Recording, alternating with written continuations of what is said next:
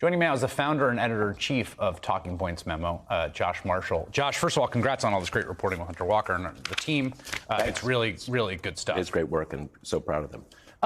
So this was, there's a bunch to get to here, but first let's just start on this point. I think there is always this question when you see like Hawley and Cruz particularly, right, where it's like they're kind of doing that, they're sort of performing this form of politics.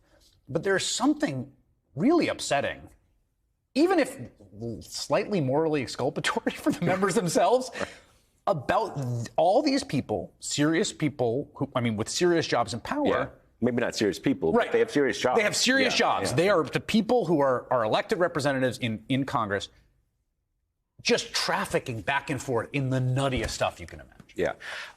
That's really the thing. One of the big takeaways from these texts is, a lot of this dialogue that's happening with Meadows and Babbitt, all these different people, it's like you're in a thread with a bunch of kind of MAGA trolls on Twitter, and they're, this and the Italians and stuff, and you're like, these are members of Congress, and it is just very strange, because you're sort of like, you're not in a retirement community just watching Fox all day. You're in the government. You get intelligence briefings. So how do you reconcile the intelligence briefings with this, Romanian guys on YouTube talking about the Ukrainian identity? It's weird. And, one thing I would say, some of these names, as you were saying, these aren't people we hear about every day. Right. But some of them are very important people in the House Republican caucus, head of the House Freedom Caucus. Scott Perry, yep. People. So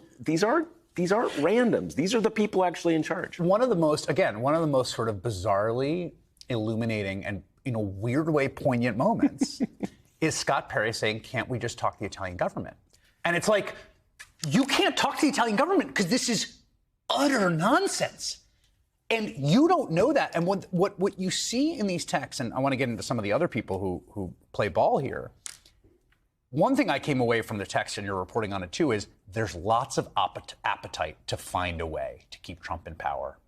And ultimately, if it had been closer or a more plausible path had been arrived on, there would have been a lot more collaborators in what was ultimately end-stage coup than we saw by the time you were getting to the team normal stuff. Yeah, no, that's the thing. The problem for Trump and the Republicans, in November and December was always like, okay, maybe you can come up with something in one state, but you've got 4 states. So and it's thousands and thousands of votes.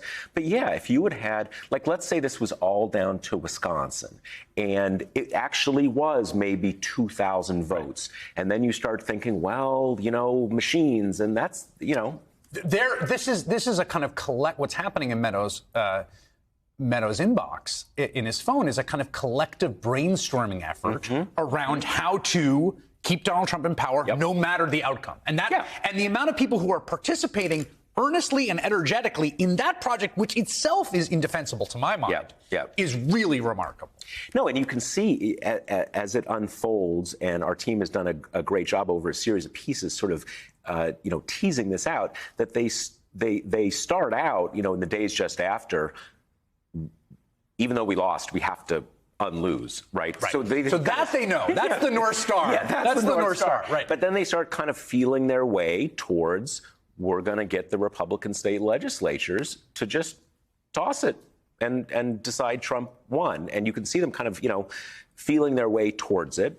And in a piece that we just published this afternoon, Don Jr., in all of these texts, is actually one of the first, I believe the first person who mentions January 6th is the day, and starts talking about the state legislatures and all that kind of stuff.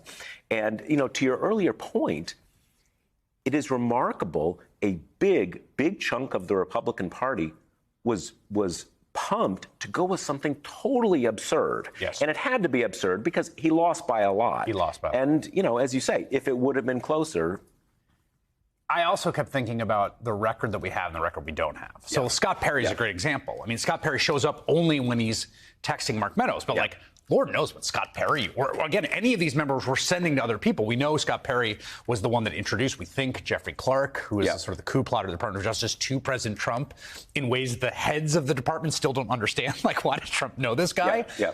And I thought of this. This is when they were threatened, when they were going to subpoena the telecom companies. Yeah. McCarthy went nuts on this. Kevin McCarthy said if these companies comply with Democrat orders to turn over private information, they're in violation of federal law, subject to losing their abilities to operate in the United States. If companies still choose to violate federal law, a Republican majority will not forget, will stand with Americans to hold them fully accountable under the law. Now, look, subpoenaing members' phone calls is a serious thing and a big deal and should be something is done with a lot of forethought and process.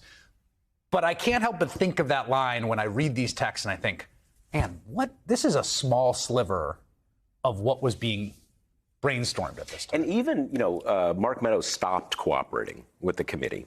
And one of the things, again, our team has, I think, done a really good job of, is through these emails, you can tell that even, it's not everything that was on Mark Meadows' phone, because things come up in these texts that are referred to. Yeah, they're kind of like, remember a couple days ago when we were talking about X? I mean, I'm not literally quoting, but that kind of thing. And you look back and you're like, okay, we don't have that email when they were talking about X.